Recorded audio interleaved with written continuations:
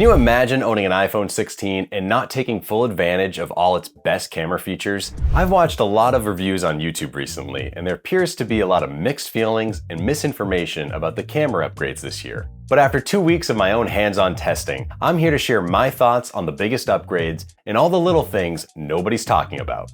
Let's start with the camera control. The camera control can distinguish between a full press and a light press. And when it comes to the full presses, I think it's great. I love having a physical button that lets me launch the camera app at any time, no matter what state my phone is in. The problems start to come in when using the light presses. A single light press brings up your most recently used function, and then you can start sliding your finger to make adjustments. A double light press allows you to choose a new function. There's exposure, depth, zoom, cameras, styles, and tone. Now, we'll get to styles and tones in a little bit, but my first problem with these being options is they can be done at any time after you take a photo. So there's no real need to be messing around with these before you take a shot, because you could end up missing the shot. The same goes with depth control. All that information is captured when you take a photo, so there's no real need to be messing around with how blurry your background looks before you take a shot, because you'll have that exact same control after you've taken it. And then exposure control, cameras, and zoom, all of those can be done on screen, in-app, and honestly much quicker and more precise than with the camera control. Overall, my first impressions resembled pretty much everybody else's,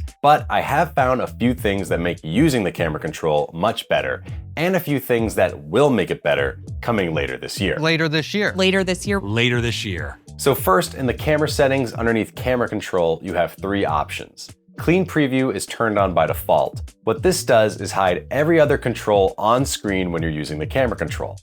Turn this off. Next, you can choose whether a single press or double press launches the camera app. I haven't had any issues with accidentally opening the camera app, so single press works for me. And then finally, you can choose a different camera-related app to launch instead of the default camera app. Personally, I wish this works similar to how the action button works, where you can choose a specific camera mode. Maybe that'll come next year. Next, if you go into the accessibility settings, there's a camera control section with even more options. First, you can turn off the camera control altogether so the button won't do anything, and you can really feel the physical click this way.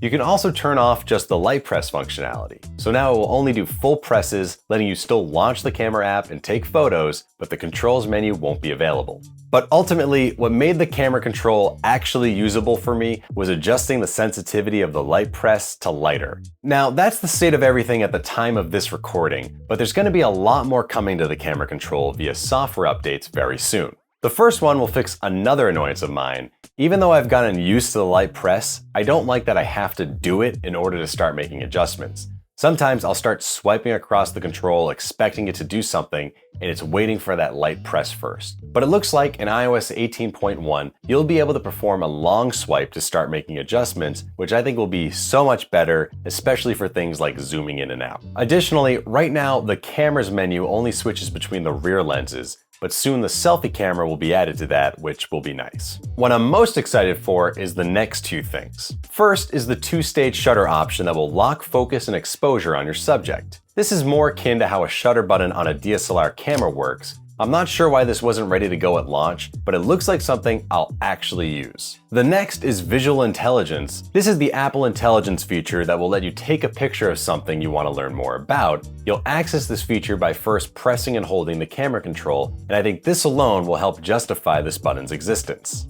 Alright, so that was a lot on the camera control. I've got a lot more to share with you, and it only gets better. But first, I want to thank the sponsor of this video, MagBak.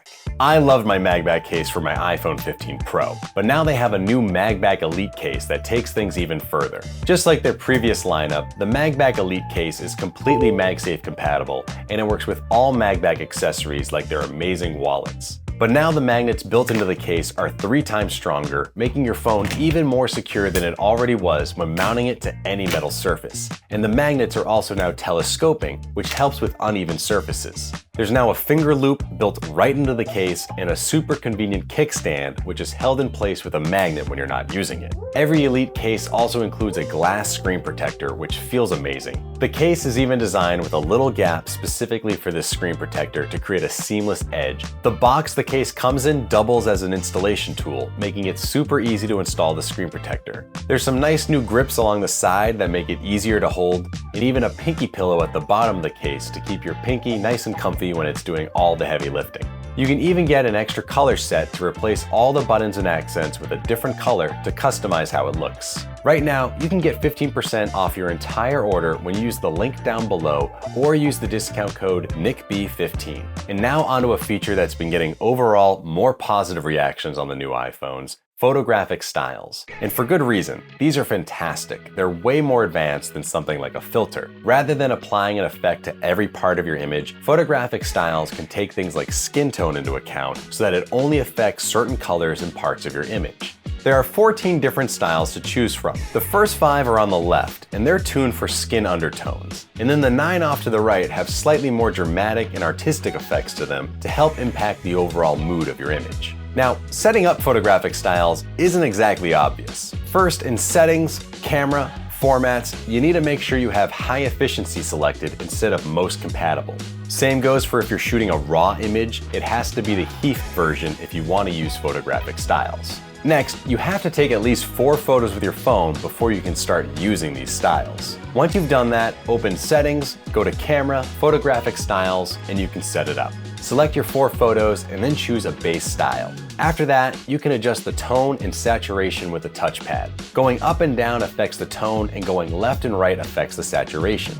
Underneath is an intensity slider, which adjusts how much of this effect will be applied to your photos. Now, once you've set it, your camera should always default to this style. If you choose a different style while using the camera app, the next time you close out of the camera app and reopen it, it'll revert back to your default style. But if you don't want it doing that, just go to Settings, Camera, Preserve Settings, and turn on Photographic Styles. Now, whenever you choose a different photographic style within the camera app, it'll always stick with that one until whenever you decide to pick something else. The best part about this new version of Photographic Styles is you can add, change, remove your style at any time. It's a non-destructive edit, it's not permanent. If you want to get back to a normal, unedited photo, all you have to do is choose the standard style. One last thing to note is only photos taken with an iPhone 16 will have access to these new photographic style editing tools. But if you send one of these photos to someone with an older iPhone, they'll actually have access to all the same tools for that specific photo.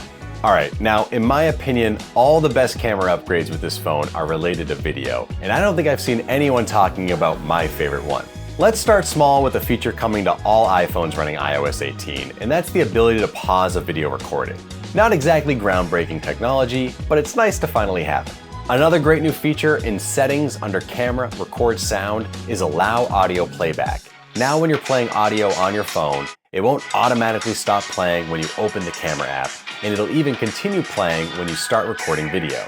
Some other great new additions are things like the improved microphones and the new audio mix features. Everyone seems to be really impressed with this. I haven't really tested it out yet. I guess now would be a good time for me to test that out. All right, so this is what standard sounds like. This is what in-frame sounds like, and this is what studio sounds like, and here's what cinematic sounds like.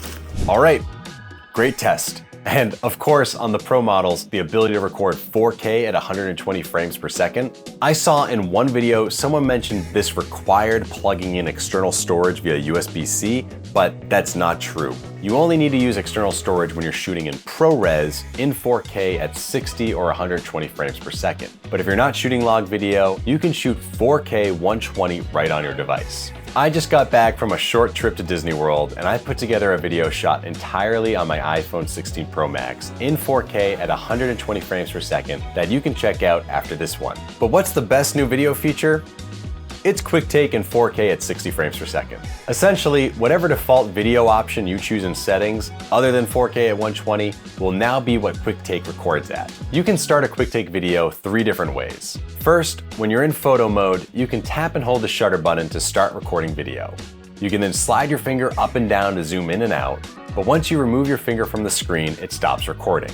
However, if you slide your finger to the right, that locks the recording, and now you can remove your finger from the screen, and you even have the new ability to pause the video. Now, there is a slight delay when you do the tap and hold method, so the absolute fastest way to start recording video whenever you're in photo mode is to just slide the shutter button to the right. It'll start recording immediately. Before this update, QuickTake only supported up to 1080p at 30 frames per second, and it would record video using the same aspect ratio as a photo. So having this record full resolution 4K at 60 frames per second is amazing. Now, I mentioned there's a third way to record QuickTake video, and it's currently the worst way. And maybe it's not a surprise, it's related to the camera control. When you're in photo mode, you can press and hold the camera control to start recording video, but there's no option to lock the recording. It'll just stop recording whenever you let go of the button.